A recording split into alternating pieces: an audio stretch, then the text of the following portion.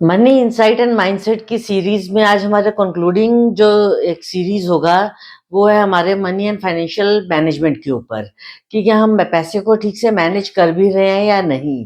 Is it being used in the proper way और is it being misused. ये conception clear करने के लिए आज मैं हूँ आपके साथ, आपके केमिस्ट्री कोच रीमा अरोरा। एक बार फिर मेरा आप सबका मेरे चैनल पे स्वागत है। नमस्कार। आइए आज हम बात करते हैं मनी मैनेजमेंट के ऊपर।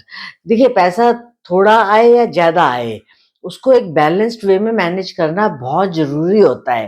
तो आपको एक रेशो पता होना चाहिए कि फाइनेंशियल से मैनेजमेंट के लिए हमें किस रेशो के ऊपर काम करना है। तो जनरली एक कॉमन रेशो बना हुआ है 50-30-20 का। कहते हैं कि 50% जो हमारे पैसे होते हैं वो हम नेसेसिटीज़ में खर्च कर देते हैं। जो 30% पैसे होते हैं वो हम एक्स्ट्रा एक्सपेंसेस के लिए रखते हैं और 20% हमें सेविंग्स के लिए रखने चाहिए। लेकिन see this is not a fixed rule. Her person अपना ही अलग लाइफ रूल जी रहा होता है। इसलिए मैं आपको एक एडवाइस दूँगी कि कभी भी किसी फिक्स थंब रूल पे मत चलिए। आप अपनी सेटिंग खुद कीजिए उसके हिसाब से। Create your own money ratio. आप देखिए कि आपकी नेसेसिटीज़ कितने पैसों में है, आपके एक्स्ट्रा एक्सपेंसेस कितने पैसों के हैं और आप सेविंग्स कितने पैसों में भी कर सकते हैं।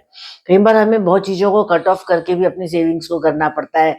कई बार हमारे पास ऑल ऑफ अ सडन अचानक खर्चे आ जाते हैं। तो ये सब चीज़ें हमें अपने माइंड में रख के चलनी पड़ेंगी।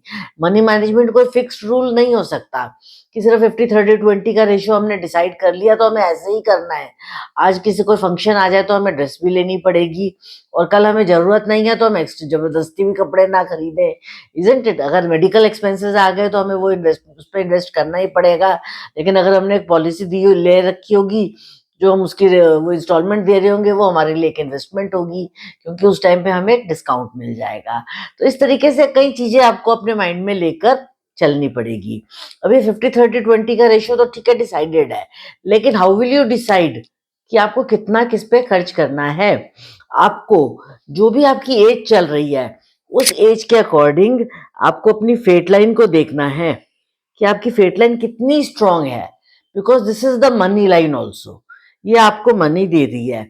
ये किसी एज में स्ट्रांग हो सकती है, किसी एज में ये ब्रोकन हो सकती है, किसी एज में इसके ऊपर कोई नेगेटिव सिंबल बन रहा होगा, किसी एज में इसके ऊपर कोई पॉजिटिव सिंबल आ रहा होगा, किसी एज में ये कट क्रॉस दे रहा होगा, किसी एज में ये इतना वेल फॉर्म्ड होगी लाइन कि आपको पता ही नहीं चलेगा कैसे बहुत आपके पास पैसे आ जाएंगे। किसी एज में इनकी मल्टीप्लीकेशन ऑफ लाइंस हो जाएंगी तो आपके पास एक्सेसिव सोर्सेज ऑफ इनकम बन जाएंगे। तो ये सब चीजें आपको रीड करनी आनी चाहिए कि आपको फेट लाइन की रीडिंग किस एज से लेकर किस एज तक कैलकुलेट करनी है। उसके बाद फिर ये आपकी एनालिटिक पावर है, मरकरी का जो माउंट है, इस माउंट के अंदर आपके अंदर एनालिसिस होती है मनी की कि मैं पैसे को कैसे डिवाइड करूं सही रेशियो में, किस तरीके से मेरे को मनी मैनेजमेंट करना है। ये एनालिटिक माइंड आपको इससे आता है, प्लस विजडम। देखो, हमें एनालिटिक माइंड से सिर्फ काम नहीं चलेगा, हमारे अंदर एक समझदारी भी होनी चाहिए, वो विजडम भी होनी चाहिए, जिससे हम एक फाइनल टच दे सकें कि यस, ये मेरा एग्जैक्ट रेशियो है, मुझे इस रेशियो पे चलना है। इस रेशियो पर चलकर मैं आपको सही मैनेज गाइडेंस दूंगा कि हाँ, मेरे को अपने आप को समझाना है कि यस, मुझे इतने पैसे बेसिक चीज़ों पे खर्च करने हैं, इतने मेरे नेसेसिटीज़ हैं, इतने मेरे ओवरहेड एक्सपेंसेस हैं और इतनी मेरी सेविंग्स है। तो ये दोनों विजडम के अमाउंट्स हमारी लाइफ में काम करते हैं। प्लस हमारी फैमिली की हमें कंसिडरेशन करनी होती है कि हम उनको सारे कंफर्ट्स एंड लग्जरीज भी दें, लेकिन इतने भी कंफर्ट्स एंड लग्जरीज ना दें कि वो बिगड़ जाएं। तो हमें वीनस का माउंट भी वहां पर चेक करना है। तो ये तीनों माउंट्स प्लस ये फेट लाइन हमें डिसाइड करवा देती है कि हमें किस रेशियो में अपने पैसे को डिवाइड करना चाहिए। फिर हमें एक चीज और पता होनी चाहिए कि हमारी इनकम कितनी है। आपकी हेडलाइन जितनी अच्छी होगी उतना ही आप दिमाग से अच्छा सोचेंगे कि इतनी मेरी इनकम है, मुझे इस पैटर्न पर चलना है, इतने पैसे मुझे इस काम के लिए लगाने हैं, इतने पैसे मुझे दूसरे काम के लिए लगाने हैं, इस पैसे को मुझे सेव करना है। ये आपका दिमाग तब चलेगा जब आपके पास एक स्ट्रॉन्ग हेडलाइन होगी। अगर आपकी हार्ट लाइन बहुत इमोशनल हो गई तो आप सिर्फ इमोशनल होके ही सोच के अपने सारे पैसे खर्च कर देंगे, कल के बारे में नहीं सोचेंगे। A strong headline gives you a practical application, एक प्रैक्टिकल अप्रोच आ जाती है आपके अंदर, तो आप डिसाइड कर पाते हैं कि मुझे कैसे चलना है। उसके बाद फिर आपको ये पता होना चाहिए कि अगर मैं एंजाइटी और स्ट्रेस लूँगा, तो कहीं न कहीं मेरी हेल्थ खराब हो जाएगी। मार्क्स के अमाउंट्स, ये वाला अमाउंट हमारा सोच का अमाउंट है, ये हमारा एक्शन का अमाउंट है। इन दोनों अमाउंट्स के डेवलपमेंट के बिना हम कोई भी काम नहीं कर पाते हैं लाइफ में। प्लस एक अच्छी सी फेट लाइन, सन लाइन सब सपोर्टिव होती है, mercury line, they are all supportive lines.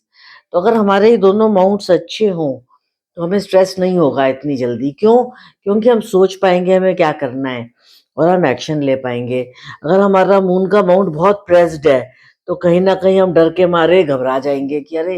ये खर्चा आ गया, अब हम कैसे करें? अब हम क्या करें? तो हमें उस एंग्ज़ायटी और स्ट्रेस को ओवरकम करना है। इस अमाउंट को हमेशा अच्छा रखकर, हमारा मून का अमाउंट वेल डेवलप्ड होना चाहिए, ये प्रेस्ड नहीं होना चाहिए। हम अपनी हार्ट लाइन को बैलेंस्ड रखें और हेड लाइन पर इम्पोर्टेंस रखें फाइनेंशियल मैटर्स में। तो यहाँ पर हम उस फाइनेंशियल सिक्योरिटी की तरफ चल पाते हैं।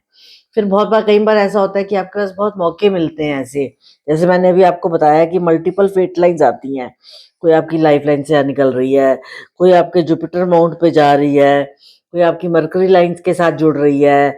तो ये जितनी भी फेट लाइन्स हमारी ब्रांचेज़ निकलेंगी, उतने ही हमारे पास अलग-अलग पैसिव सोर्सेज़ ऑफ इनकम बन सकते हैं। अब पैसिव सोर्सेज़ ऑफ इनकम क्या हो सकते हैं? आपके पास एक्सेस मनी आया, आपने प्रॉपर्टी परचेज़ करी और रेंटल इनकम आने लग गया। तो ये आपका पैसिव सोर्स ऑफ इनकम बन गया। आपके पास कोई पार्टनरशिप का ऑफर आया, लेकिन आप तो जॉब में हैं, तो आपने उसमें अपना कुछ परसेंटेज डाल दिया, you are not a working partner, you are a sleeping partner. तो आपकी पैसिव सोर्स ऑफ इनकम उसमें बन गई। तो इस तरीके से आपको थोड़े-थोड़े पैसों को इस तरीके से प्लान करना पड़ता है। उसके बाद फिर आपको एक चीज़ हमेशा याद रखनी चाहिए कि आपको कभी भी सारा इन्वेस्टमेंट एक ही टारगेट में नहीं लगाना। आपको सिर्फ़ एक ही चीज़ में सारी इन्वेस्टमेंट नहीं करनी। आपको अलग-अलग फ़ॉर्म्स में मनी सेविंग करनी है।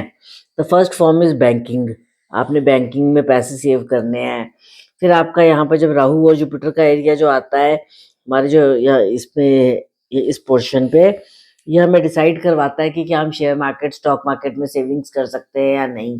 जो हमारा सन का अमाउंट होता है, ये हमें डिसाइड करवाता है कि हम गोल्ड में सेविंग कर सकते हैं या नहीं। ठीक है ना? We should not put all the eggs in one basket. ये हमें प्रॉपर्टी में सेविंग करवाता है, कुछ हमें कैश रखना चाहिए। तो हमें अलग-अलग सोर्सेज़ में अपनी इन्वेस्टमेंट्स को प्लान करना चाहिए। प्लस हमारे पास एक रिटायरमेंट स्कीम भी होनी चाहिए कि मेरी रिटायरमेंट के टाइम पर, उस टाइम के कंडीशंस के अकॉर्डिंग मार्केट में ये पोजीशन होगी कि इतनी मेरी को मंथली सैलरी की रिक्वायरमेंट होगी कि मैं एक अच्छी लिविंग जी सकूं। तो मुझे अपनी ओल्ड एज की, यहाँ 60 के बाद की एज की लाइफ को प्लान करना है। उसके लिए मुझे headline plus the quality of my fate line at after the age of 60 को चेक करते हुए मुझे आगे बढ़ना है और मुझे अपने ओल्ड एज के लिए सिक्योरिटी बनाकर चलनी है। मेरी लाइफ को डिक्लटर करना है मुझे, उसमें क्लटरिंग नहीं होनी चाहिए। And finally, the power of gratitude works the most. जितना आप थैंकफुल होंगे हर चीज़ के लिए, उतना ही आपकी लाइफ क्लैरिटी में आती जाएगी। आप अपने टारगेट्स को अचीव कर पाएँगे, लाइफ में सक्सेसफुल हो पाएँगे, फाइनेंशियली वेल ऑफ हो पाएँगे, a good quality of living जी पाएँगे, सेविंग्स कर पाएँगे और साथ में एक हेल्दी लिविंग जी पाएँगे। तो thank you very much for listening to my video. आशा करती हूँ आपको ये वीडियो अच्छी लगी होगी। अच्छी लगी तो इसको लाइक सब्सक्राइब ज़रूर कीजिएगा और आज का ये सीरीज़ मेरी यहाँ पर कंप्लीट होती है। अब हम नेक्स्ट टॉपिक्स पे चलेंगे। Thank you very much. Take care, God bless you, all the best.